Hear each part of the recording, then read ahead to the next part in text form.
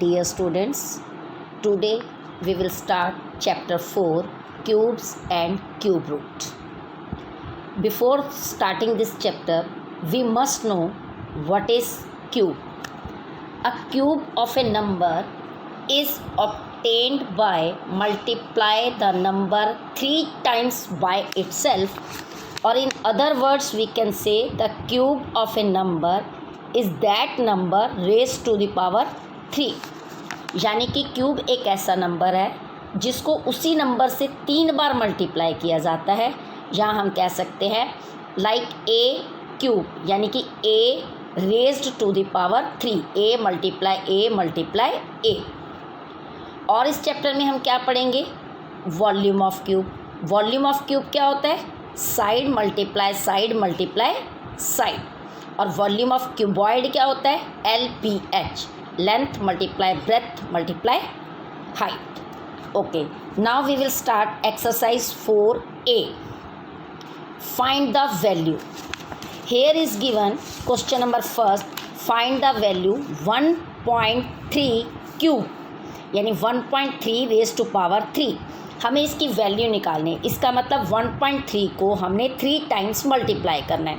तो 1.3 multiply 1.3 multiply 1.3. अगर आपको डेसिमल की मल्टीप्लाई करने में कहीं प्रॉब्लम है तो आप 13 मल्टीप्लाई 13 169 मल्टीप्लाई 13 2197 आ जाएगा. फिर आपने क्या करना है? देखो डेसिमल के टोटल पार्ट्स गिनो. 1.3 एक डेसिमल पार्ट, 1.3 दूसरा डेसिमल पार्ट, 1.3 तीसरा डेसिमल, यानी हमारे पास टोटल डेसिमल पार्ट कितने हैं? 3. तो आपका आंसर आया 2193. आपने वंस प्लेस से गिनना स्टार्ट करना है और 3 डिजिट से पहले डेसिमल लगानी है. It means 1.3 cube is equal to 2.197. Next एक और एग्जांपल देखो, 0.07 क्यूब. अब 0.07 multiply 0.07 multiply 0.07.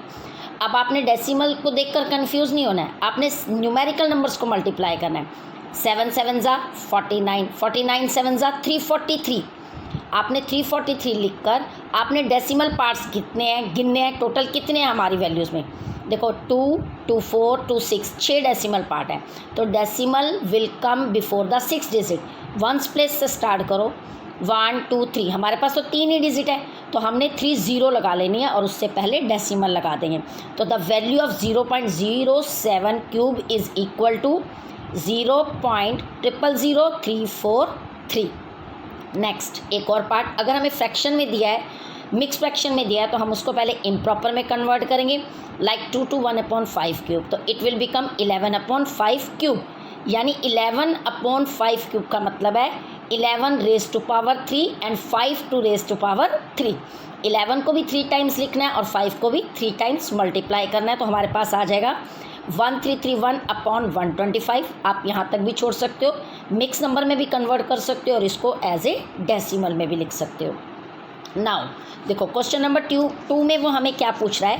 Which of the following are the cubes of even or odd numbers.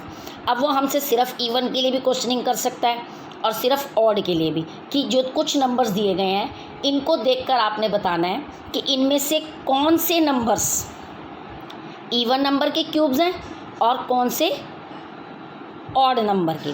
तो ये बात आपने याद रखनी है कि cube of even number is always even and cube of odd number is always odd. तो हमें यहाँ देखो 4 नंबर्स दिए गए हैं, तो अब इसमें से इवन नंबर कौन से? इवन तो आपको पता है ना, the number ends with multiples of 2, यानी कि 0 2 4 6 8.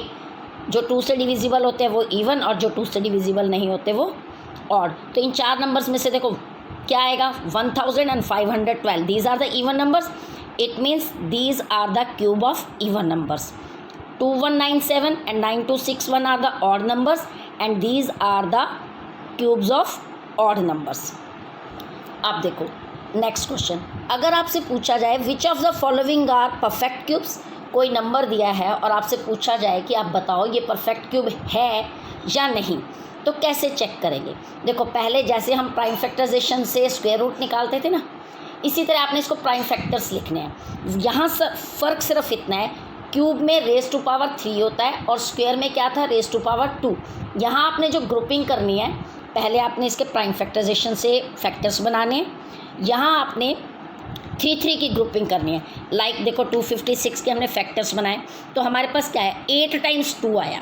अब 3 का पेयर बन गया, फिर 3 का ग्रुपिंग कर दी हमने, ग्रुपिंग ऑफ 3, ग्रुपिंग ऑफ 3। तो हमारे पास जो 2 टाइम्स 2 है ये क्या है, ये कंप्लीट 3 की ग्रुपिंग नहीं हुई। अगर A को 2 होता तो कंप्लीट ग्रुपिंग हो जाती। तो जहाँ कंप्लीट 3 की ग्रुपिंग नहीं होगी यानी अनपेयर्ड या अनग्रुप्ड नंबर रह गया, ठीक है, तो वो हम लिखेंगे this is not a perfect cube. Like 8000 is given there. देखो अब हमने इसके प्राइम नंबर से इसके फैक्टर्स बना लिए। अब इसकी हम देख रहे हैं पूरी कंप्लीट 3 की ग्रुपिंग्स है, 3 टाइम 2, फिर 3 टाइम 2, फिर 3 टाइम 5। तो ये हम कहेंगे it is a perfect cube. अब ये किसका परफेक्ट क्यूब है, क्वेश्चन में ये पूछा गया कि ये बताओ अगर ये परफेक्ट क्यूब है तो किसका परफेक्ट क्यूब है। तो देखो अब हम निकालेंगे, जब हम 3 टाइम्स की ग्रुपिंग करेंगे तो वी विल टेक 1 टाइम। जैसे स्क्वायर में 2 की ग्रुपिंग करते थे तो 1 टाइम लेते थे, क्यूब में बस यही फ़र्क है कि 3 टाइम्स लेना है। और सबसे बड़ा बेनिफिट देखो इस चैप्टर में ये ईजी क्यों है, क्योंकि इसको सिर्फ प्राइम फैक्टराइजेशन से ही सॉल्व करते हैं, उसमें स्क्वायर रूट निकालने के so many methods were there. अब यहाँ हमने 3 की ग्रुपिंग की, 1 टाइम 2 ले लिया, फिर नेक्स्ट 3 की ग्रुपिंग में से 1 टाइम 2 ले लिया, फिर 5 की 3 टाइम्स ग्रुपिंग में से 1 टाइम 5 ले लिया। तो क्या बन गया 2 2 ज़ा 4, 4 5 ज़ा 20, यानी 8000 is equal to 20 to raised power 3। Next question देखो, अब दिया हुआ है find the smallest number by which 13720 must be multiplied to make it a perfect cube और divided to make it a perfect cube. एक पार्ट भी आ सकता है, 2 पार्ट्स भी पूछे जा सकते हैं। अगर आपको कोई नंबर दिया गया है और आपसे पूछा जा रहा है कि एक ऐसा स्मॉलेस्ट नंबर बताओ कि भी जिससे 13720 को मल्टीप्लाई करें तो ये एक परफेक्ट क्यूब बन जाए, it means it's a not perfect cube number, है ना, ये एक परफेक्ट क्यूब नहीं है। किस नंबर से मल्टीप्लाई करें कि ये एक परफेक्ट क्यूब बन जाए, या किस नंबर से डिवाइड करें कि ये एक परफेक्ट क्यूब बन जाए। तो पहले प्राइम फैक्टर से देखो इसके फैक्टर्स बनाएंगे। अगर ये परफेक्ट क्यूब नहीं है तो इसमें कोई ना कोई नंबर ऐसा ज़रूर आएगा जो 3 की ग्रुपिंग में नहीं होगा। देखो जब हमने इसके प्राइम फैक्टर्स बनाए, अब एक 2 2 का पेयर बन गया, 3 की ग्रुपिंग है, 7 भी 3 की ग्रुपिंग है, 5 जो है वो एक्स्ट्रा हमारे पास सिंगल है। इट मीन्स हमें 2 5 और चाहिए तभी ये कंप्लीट 3 की ग्रुपिंग होती, तो ये एक परफेक्ट क्यूब बन जाता। तो अब हम क्या लिखेंगे, हमें 2 5 की नीड थी, अब हम लिखेंगे it should B multiplied by 5 × 5, यानी कि हम ये भी लिख सकते हैं it should be multiply by 25 to make it a perfect cube. अब नेक्स्ट अगर डिवाइडेड होता तो ये सिंगल रह गया, तो it should be divided by 5 to make it a perfect cube, यानी इस नंबर को अगर हम 25 से मल्टीप्लाई करें तब भी ये एक परफेक्ट क्यूब बन जाएगा। अगर इस नंबर को हम 5 से डिवाइड करें तो भी ये एक परफेक्ट क्यूब बन जाएगा।